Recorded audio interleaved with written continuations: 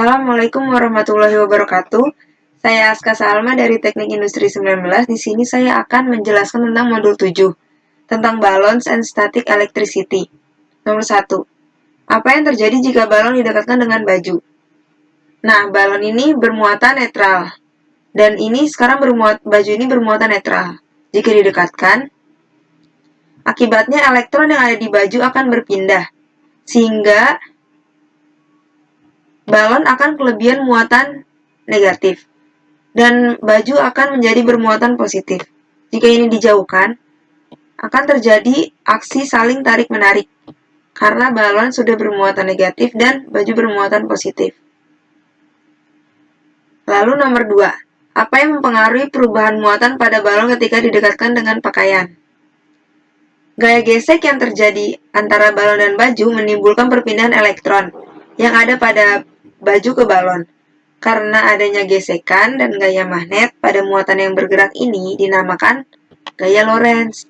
Dan jika ini didekatkan dengan dinding, maka elektron yang ada di dinding akan menjauhi benda ini, yaitu balon. Lalu nomor 3, bagaimana prinsip gaya Lorentz dari percobaan balon dan kain wol?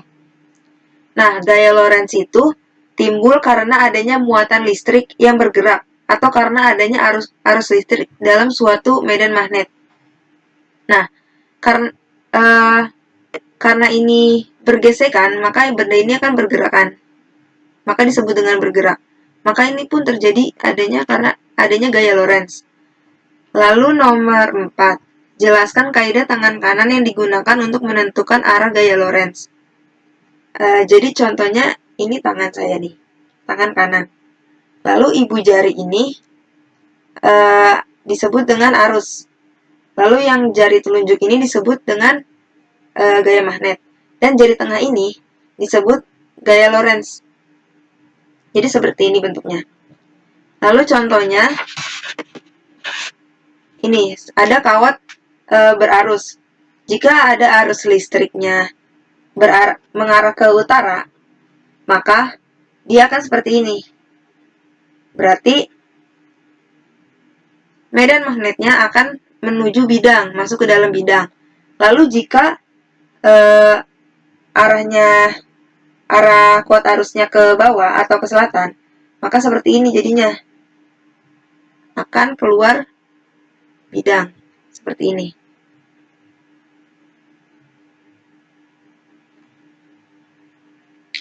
Lalu, nomor 5, jelaskan 3 faktor yang mempengaruhi gaya Lorentz. Jadi ada muatan yang bergerak dan juga ada kawat yang berarus listrik. Kalau untuk muatan yang bergerak, yang faktor yang mempengaruhi yaitu besar muatan listrik,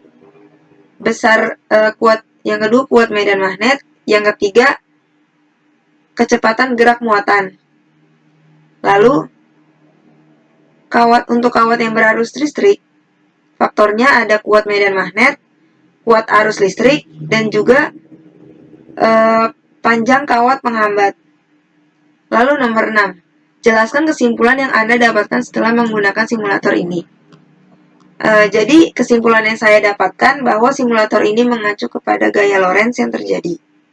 Pada muatan yang bergerak, gaya Lorentz ditimbulkan karena adanya muatan listrik yang bergerak dalam suatu medan.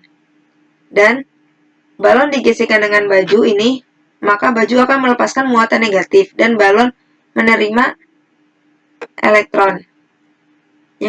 Lalu, jika balon didekatkan dengan dinding yang bermuatan netral, maka elektron yang di dinding akan menjauhinya sesuai dengan banyaknya elektron yang ada dalam balon.